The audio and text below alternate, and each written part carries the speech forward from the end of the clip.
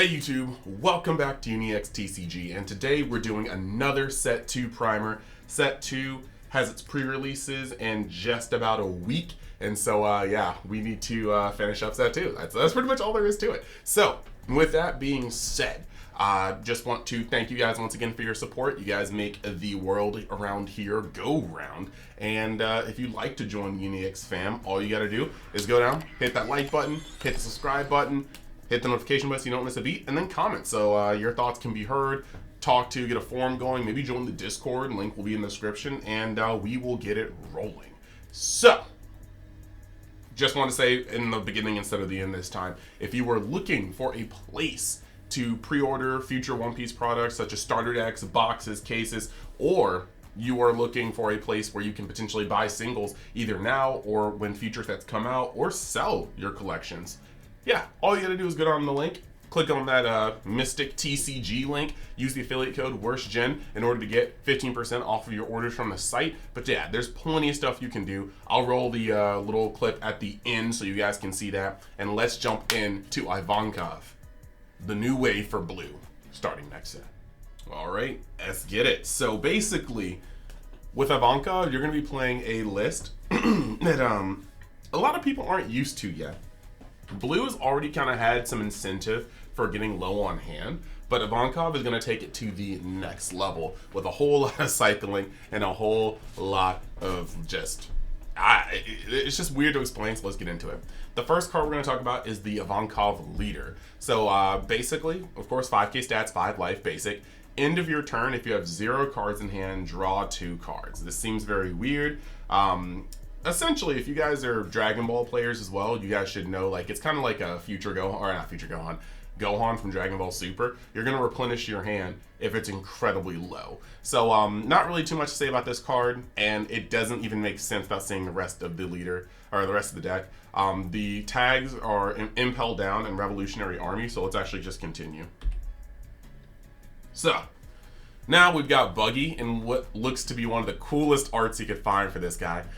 He's just a searcher. On play, look at 5 cards on top of your deck, reveal up to 1 blue Impel Down card other than Buggy and add it to your hand. Then place the rest at the bottom of your deck in any order. So this is actually really interesting to me for 2 reasons. 1, he is a searcher. 2, it is interesting that Impel Down is coming in 2 colors in the same set, allowing you to potentially play some pretty cool blue purple splashes, but we'll see about that later. I'm sure somebody will have the innovation, or maybe we'll do it right here on this channel. But that art is actually cool. I am actually a Buggy fan. That art is awesome.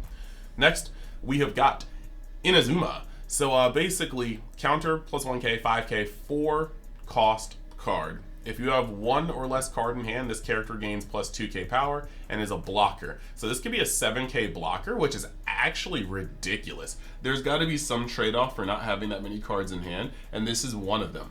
This guy is going to become a 7k blocker for you not being able to counter on top of it, and that's good. Next, we've got Mr. 3, Galdino. So this guy is basically a 5k blocker for 4. And right here, he says, end of your turn, you may trash 1 card in your hand, set this card to active. So this guy is good too, because he's going to be constantly picking at your hand. You can swing at him for 5k for some pressure, and then he's going to be able to trash a card in your hand, set this card to active, allowing you to potentially proc your Ivankov, because that's how you can use these these effects. You can choose the order. So end of your turn, trash a card, that puts you down to 0. Cool, Ivankov will have you draw 2 cards. Now, this guy is actually pretty cool too. This is Mr. 2, Bon Clay. You guys should know who Bon Clay is. He's a G. Never forget his sacrifice. But he's a 5 cost, 5k striker. Lots of these guys have a 5k baseline for stats. Counter 2k, so that's actually one of the most important things about this. Searchable counter 2k. Dawn, X1. When attacking, you may trash 1 card from your hand. Return up to 1 character with a cost of 2 or less to the bottom of its owner's deck. And then when the battle ends, return this character to the bottom of the owner's deck. So this is like spot removal for blockers, and your opponent doesn't ever get them back. The bottom of the deck is a very hard place to find in this game currently. So this is going to be some kind of hard removal. Unfortunately, he removes himself, but it is what it is. To an extent, kind of keeps you from decking out. Next, we've got Crocodile, and this is just your Virgo. Once again, like I'm just gonna refer to every 5K 7,000 power, 5-drop 7,000 power card as Virgo. This is the Virgo for the deck. He looks cooler than Virgo, so I won't hate on it. But yeah, this is pretty good. Pretty good Crocodile art.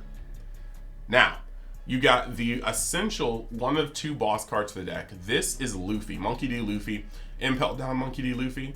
So he's a 6 cost, 7K, and on play, when attacking, you may trash 2 cards from your hand, return up to 1 character with a cost of 4 or less to the owner's hand, and this character gains double attack for or during this turn. So the on play / when attacking is very important because you will play this card and potentially be able to set off lots of your cards in terms of, you know, just having a low hand, but also every time he gets to turn sideways, he gets to potentially be 7K double attack, and he gets to help you get down low on hand. So this is going to be a deck where you're going to feel a little weird because you're normally used to hoarding your hand size in most of these Bandai card games, but this thing is going to pretty much have you going super forward and just hoping that your cards in the field get there, you know what I mean? The next card we're going to look at is the boss card, essentially. Ivankov, Imperio Ivankov. And this is on play. It's a 7 for 7K. On play, draw cards until you have 3 cards in your hand, and then play up to 1 blue Impel Down type character with a cost of 6 or less in your hand. So essentially, you are going to just, like, hitting the death link on this one, but you're going to play this card, you're going to draw up to 3, and then you're going to hopefully slam that Luffy out, and that Luffy can get rid of any cards that you're not trying to play this turn, so that you can then actually just draw 2 at the end of your turn and keep it moving. So that's actually pretty tight. Nothing really much to go about this card. Like that's just how the synergy works. Next, you have this card. It's the stage card. You have activate main. You may rest the stage if your leader is Imperial Ivankov. Draw 1 card and trash 1 card from your hand. Then trash up to 3 cards from your hand. This stage is going to be how you maintain the cycling because you're going to be able to draw, trash, and then you can trash more if you don't plan to use in this turn, just so your leader can see more cards. So this is going to be pretty good for the deck. Next, we're going to go to the returning cards. Perona. So sometimes you don't want to just draw cards you're just going to destroy. You want to make sure you're drawing the cards that you want to use, destroying the ones you want to destroy. And so Perona is very good because you'll be looking at your top 5 in order to make sure that your draws and cantrips are very good. Or that you're going to be drawing into 2 cards you don't mind destroying so that you can then draw for turn or draw for the end of turn into cards you need. So this is a very pivotal card to this. Then you got Alvida. Normally I don't bring in 2Ks, but if you are desperately in a pinch and you can't find your other cards, this card can be played because Dawn X1 when attacking, you discard a card from your hand to do some pseudo removal. And that fits in well played with this deck. Next, you've got the Don Quixote Doflamingo 3-drop blocker. This is pretty much the same thing as Perona. It's a blocker, but it allows you to sequence your draws in order to be able to better trash and draw your cards with Ivankov's many draw and trash effects. You've got Mihawk. This is actually just, once again, it's a 2K that's very much so in line with the deck. Draw 2 cards and discard 2 cards. You're just cycling. This deck does an incredible amount of cycling, even if you truly feel like you never quite have cards in hand. You got a Doflamingo. Normally this is played anywhere from 1 to 2 copies, and Doflamingo is just there to be a huge body that can also just bounce things.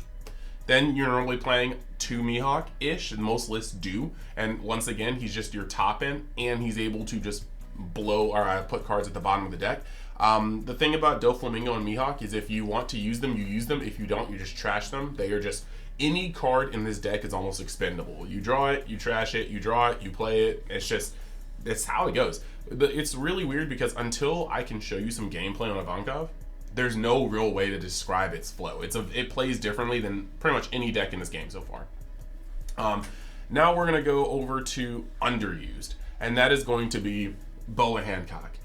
She's a little costly in this deck, and she inherently draws cards, and so that kind of makes her a little weird to use in a deck where you want to make sure that you're very much so controlling your hand size. But she's around in every deck. This might be because of the waifu factor more than her actual playability in the deck, because it's very slim that you see this in there, but sometimes just in there for 2 copies or so. Another underused card is Gum Gum Rain. This is a counter card for 0. You may trash 1 card in your hand. Your leader or up to one of your characters gains 3k power during this battle. Now, this, I don't mind this. I only see this a little bit in the decks, and granted, like I said, I'll need to play the decks, but I like the 0 cost trash card from your hand. Your character's getting 3k power. Now, I also understand that if you got down to 0 cards in hand on the end of your turn and drew 2 from Ivankov, those 2 might be crucial. You may not want to, well, I mean, literally just playing this card means you're trashing one of the 2 cards in your hand to play this card from your hand. So this is an instant handout if you used Ivankov's effect. And if you're not using Ivankov's effect, then I guess this is just a card that helps you get down to its effect. But I like Gum Gum Rain. That's just me personally. Let me know in the comments what you think about it. Then you've got Arabesque Brick Fist. This is activate main for 2, return up to 1 character with a cost of 4 or less to the owner's hand. Trigger, activate this card's main effect. I'm going to be frank about this one. The reasons why I said I didn't like X-Drake in green are the same reasons why I don't really like this card.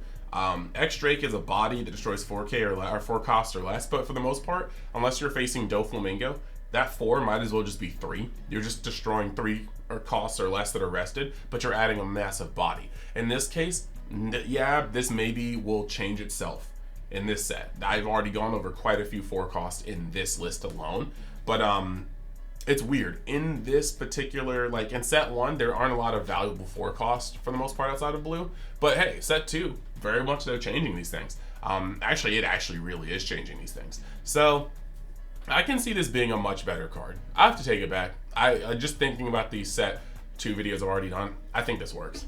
I think this works a lot.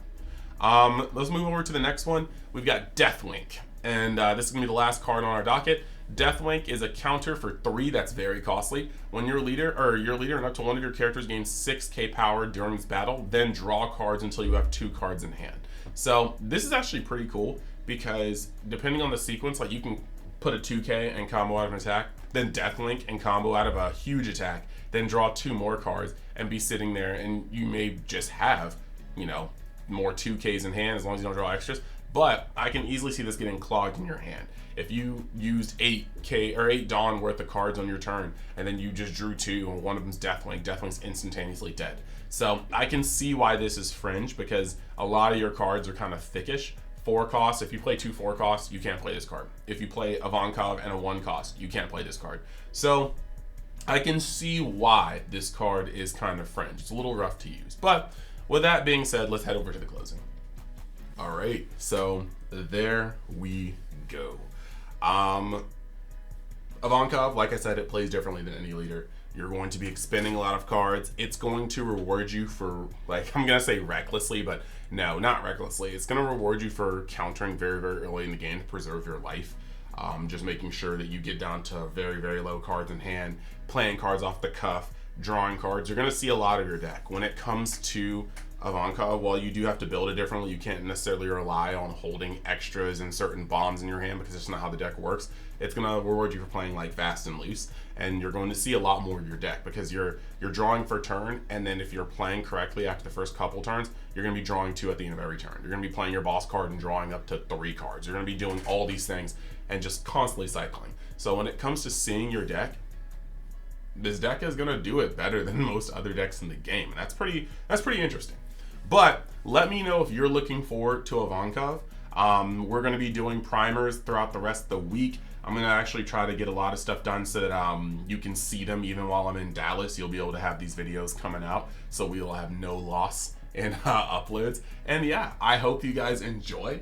I am enjoying doing this content, and I cannot wait for set 2. I hope you guys have signed up for your pre-releases, and I wish everybody good luck. And I think, you know what? Nope, I'm leaving next deck as a surprise. We'll see you there.